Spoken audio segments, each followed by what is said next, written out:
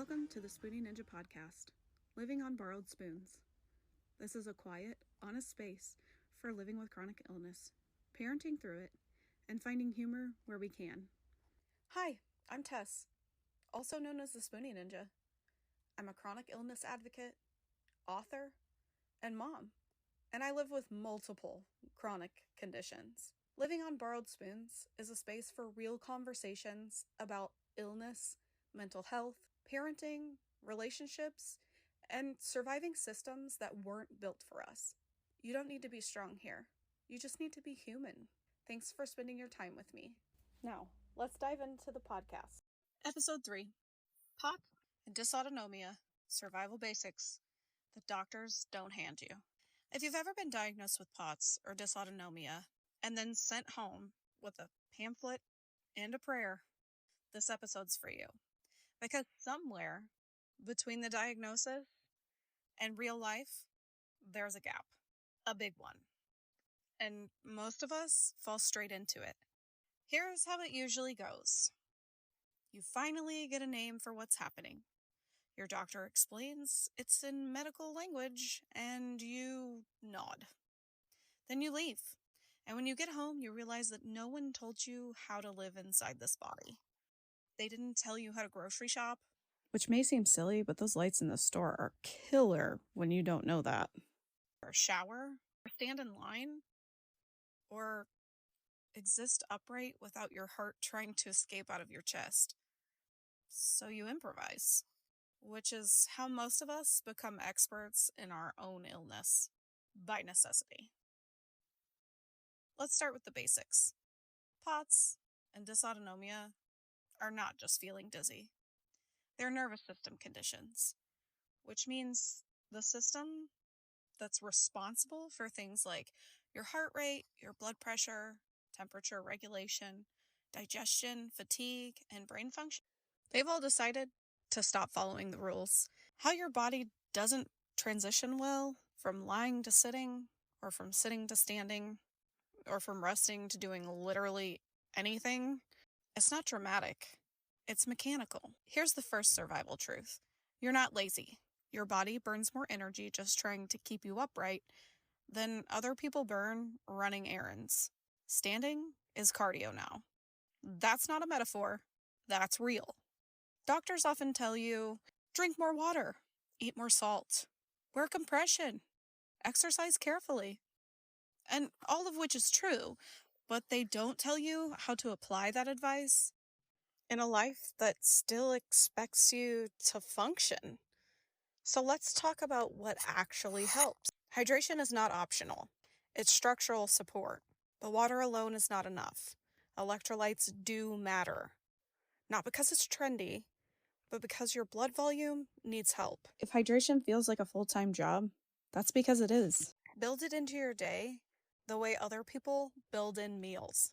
And no, coffee doesn't count. I know, I'm disappointed too. I'm sorry. Salt is not your enemy. If salt helps you feel human, then it's doing its job. Ignore anyone who has lived to tell you otherwise and has not lived in your body. Your nervous system doesn't care about diet disclosure.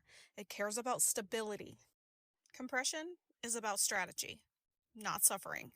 You don't get a medal for wearing the tightest thing possible. You wear what helps. And there are definitely garments out there for compression that tell you how much compression it actually has. Yes, that does actually matter. Some days, socks help. Some days, leggings. Some days it's nothing because your nervous system already hates you. All are valid. Now let's talk about pacing, because this is where people get stuck. POTS does not respond well to pushing through. Let's just say that every time you push, your body takes notes, and it invoices you later, usually at night, or the next day, or during something important. Pacing is not quitting, it's negotiation. Here's something else that no one explains. You have to plan rest before you're exhausted.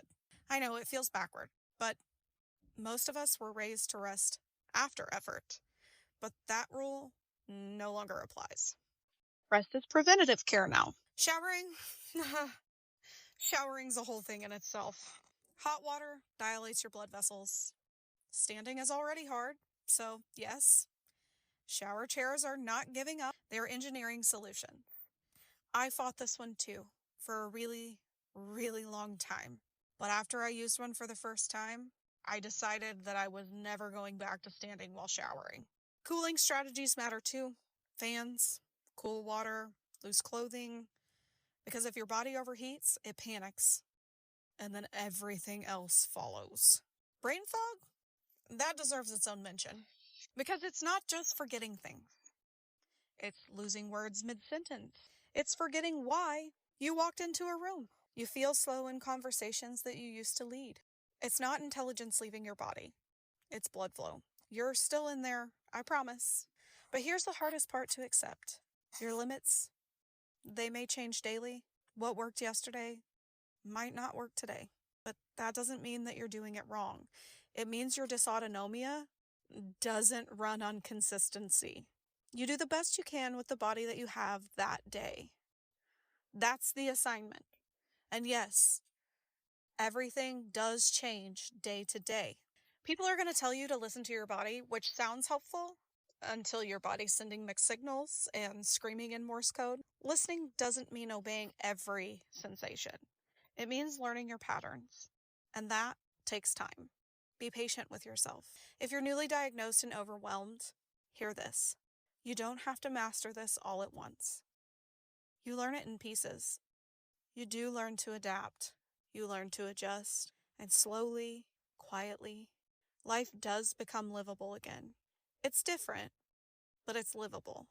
You're not falling apart or failing because your nervous system needs support. You're not weak because standing is hard. And you're not alone in figuring this out. Most of us have learned it by trial and error, and we're still here. There's something I wish that someone had told me early on. You don't have to be the perfect patient to deserve care. You don't have to track every symptom flawlessly, and you don't have to optimize your life into a spreadsheet. You don't have to explain yourself well to be legitimate. You are allowed to build a life that looks different than the one that you planned. Some days will look like success just standing, and some days look like sitting, while other days it may look like you're staying horizontal and choosing not to make things worse. I oftentimes get vertigo, and my day is very much spent in bed, not being able to do anything, because if I slightly move, I become so dizzy that I pass out. But none of that is failure. It's just an adaptation. And adaptation is a skill. It's one that you're learning every single day, whether it feels like it or not. I do want to say this clearly. If you've ever wondered why you can't do something one day and you're able to do something the next, it's not all in your head. This condition is dynamic. It responds to sleep, stress, hormones, temperature, hydrating, infections, emotions, and timing. When I'm stressed out, I will get the worst vertigo, and I will be down for days. You didn't undo your progress. Your nervous system just recalculated. Progress with dysautonomia isn't a straight line, it's a loop. And every time you come back to yourself faster, that counts. If you're listening to this while laying down, good. If you're listening to this while pacing your energy, even better. Take a breath, check in with your body, not to judge it, just to notice it. You're doing the work, even on the quiet days. Yes, rest counts. In the next episode, I want to talk about the emotional side of living with a nervous system condition, the grief, the identity shifts, and how relationships can change when your body has different rules. You don't have to rush. You don't have to catch up. You're already here. I'm glad you're here. Take care of your nervous system because it's doing its best. Until next time, my amazing warriors, I'm sending you spoons, sharpened or spared, depending on the day. Thank you for being a part of my ninja clan.